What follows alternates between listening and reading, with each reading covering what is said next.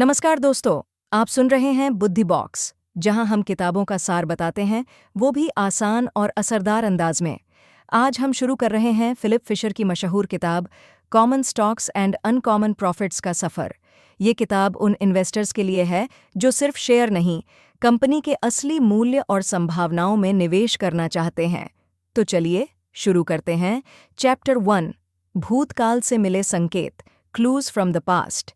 Philip Fisher बताते हैं कि अगर आपको किसी कंपनी में निवेश करना है तो सिर्फ उसका वर्तमान नहीं, उसका भूतकाल भी गहराई से समझना जरूरी है।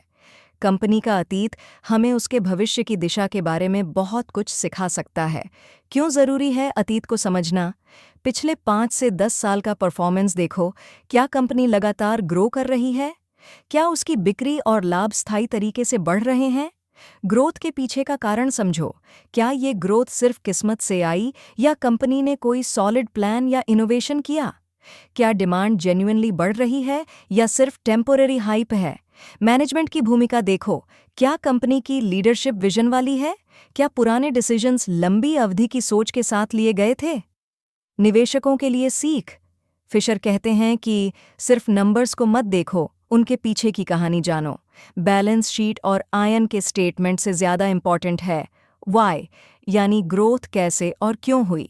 उदाहरण के लिए, अगर कोई कंपनी पिछले कुछ सालों में प्रॉफिट्स तो कमा रही है लेकिन उसने कोई नया प्रोडक्ट या इनोवेशन नहीं किया, तो ये चिंता की बात हो सकती है। बुधाई पॉइंट। एक अच्छी कंपनी वही है जो सिर्फ आज मुनाफा न कमाए बल्कि भविष्य में भी ग्रोथ की स्पष्ट योजना रखती हो। चैप्टर 2, स्कटलबट की ताकत, बाजार से बाहर की असली जानकारी। फिलिप फिशर इस चैप्टर में एक अनोखा तरीका बताते हैं जिसे वो कहते हैं स्कटलबट टेक्निक। स्कटलबट का मतलब क्या है? स्कटलबट का मतलब है कंपनी के बारे में जानकारी इकट्ठा करना, लेकिन ट्रेडिशनल फाइनेंशियल रिपोर्ट्स के बाहर से। यानी उस कंपनी के कॉम्पिटिटर्स से बात करो, उसके सप्लायर्स से पूछो, उसके कस्टमर्स से जानो, वहाँ काम करने वाले या पुराने एम्प्लॉयज़ से बातचीत करो। क्यों ज़रूरी है स्कटलबट? क्योंकि कंपनी के एनुअल रिपोर्ट में सिर्फ वो होता है जो वो आपको दिखाना चाहती है, लेकिन ज़मीनी सच्चाई वो होती है जो बाहर वालों से पता चलती है। कैसे करें स्कटलबट? ग्राहकों से पूछो, क्या वो उस कंपनी के प्रोडक्ट सर्विसेज से खुश हैं? क्या वो बार बार खरीदते हैं?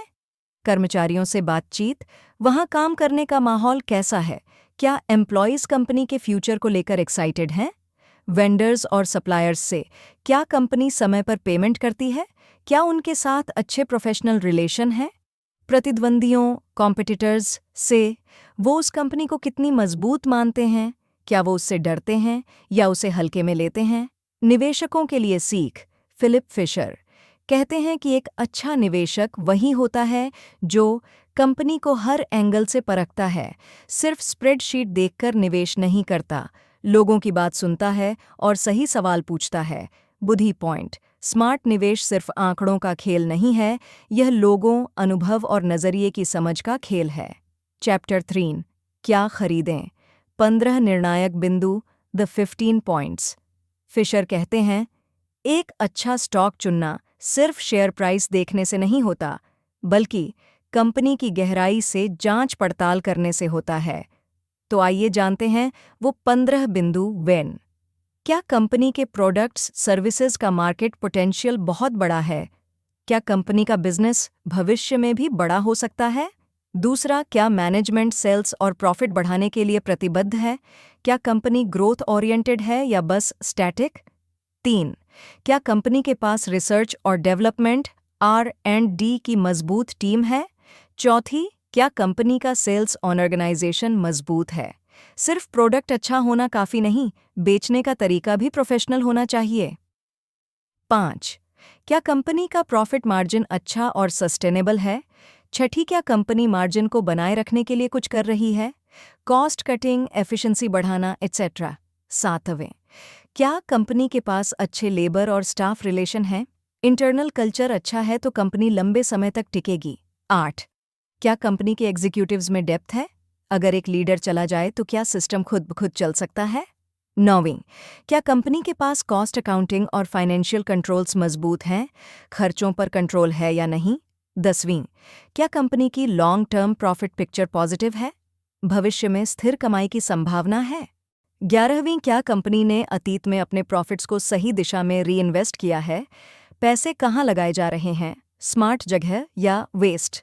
12वीं, क्या कंपनी के मैनेजर्स ईमानदार और शेयर होल्डर के हित में काम करते हैं? 13वीं, क्या कंपनी के पास शॉर्ट टर्म प्रॉब्लम्स से बाहर निकलने की क्षमता है? फ्लेक्सिबिलिटी और अडेप्टेबिलिटी है या नहीं? 14वीं, क्या कंपनी अपने कंपेटिटर्स को आउट परफॉर्म कर रही है? मार्केट में लीडर है या फॉलोवर? 15वीं, क्या कंपनी में निवेश करके आप शांति से सो सकते हैं? Peace of mind. सही निवेश, फिशर की स्ट्रैटेजी। अगर कोई कंपनी इन 15 में से ज्यादातर बिंदुओं पर खरी उतरती है तो वो इन्वेस्टमेंट के लायक है। वो कहते हैं, डोंट रश, रिसर्च करो, जितना ज्यादा जानोगे उतना ही कम रिस्क रहेगा। बुद्धि पॉइंट। स्टॉक खरीदना मतलब फ्यूचर में एक बिजनेस पार्टनर बनना। अगर आप उस बिजनेस को अंदर से नहीं जानते तो आप जुए के खेल में हैं। चैप्टर 4, कब खरीदें, when to buy. Philip Fisher कहते हैं, एक अच्छी कंपनी खरीदी गई गलत समय एक खराब निवेश बन सकती है। यानी अगर आपने शानदार कंपनी भी गलत समय पर खरीद ली तो मुनाफे की जगह नुकसान हो सकता है। सही समय का महत्व क्यों? क्योंकि मार्केट में भावनाएं हावी रहती हैं, कभी लालच, कभी डर। सही समय पर खरीदने से न सिर्फ रिटर्न बढ़ता है बल्कि मन की शांति भी मिलती है। तो सही समय क्या है? फिशर बताते हैं 2 मुख्य स्थितियां जब आप खरीद सकते हैं। 1, जब कंपनी को मार्केट समझ नहीं पा रहा हो, अंडरवैल्यूड बाय क्राउड। कई बार कंपनियां शानदार होती हैं लेकिन उनकी असली वैल्यू को लोग समझ नहीं पाते। इस समय उनके शेयर प्राइस कम होते हैं, यही मौका होता है सस्ते में लेने का। उदाहरण, नए इनोवेशन पर काम कर रही कंपनी जिसके प्रॉफिट आने वाले सालों में दिखेंगे लेकिन अभी नहीं। 2, जब मार्केट गिरा हुआ हो, जनरल पैनिक और करेक्शन। जब मार्केट में गिरावट आती है तो लोग घबराकर अच्छे स्टॉक्स भी बेच देते हैं। यही वो समय है जब समझदार निवेशक बार्गेन में क्वालिटी खरीदते हैं। याद रखें, be greedy when others are fearful. Warren Buffett ने भी फिशर से यही सीखा, लेकिन जल्दबाजी नहीं। फिशर कहते हैं, जब तक आप कंपनी को पूरी तरह एनालाइज ना कर लें तब तक बस इंतजार कीजिए। बुद्धि पॉइंट। कंपनी की वैल्यू और मार्केट की कीमत, ये दोनों अलग चीजें हैं। सही वक्त वही है जब ये दोनों के बीच फासला ज्यादा हो और आप उस मौके को पहचान लें। यही था common stocks and uncommon profits का पार्ट 1। एक ऐसा अध्याय जो हर निवेशक को सोचने पर मजबूर करता है, क्या मैं वाकई जानता हूं कि मुझे क्या और कब खरीदना है? लेकिन कहानी अभी खत्म नहीं हुई, तो इंतजार कीजिए अगले भाग का, जहां हम सीखेंगे निवेश की अगली परतें और बनेंगे और भी ज्यादा बुद्धिमान निवेशक।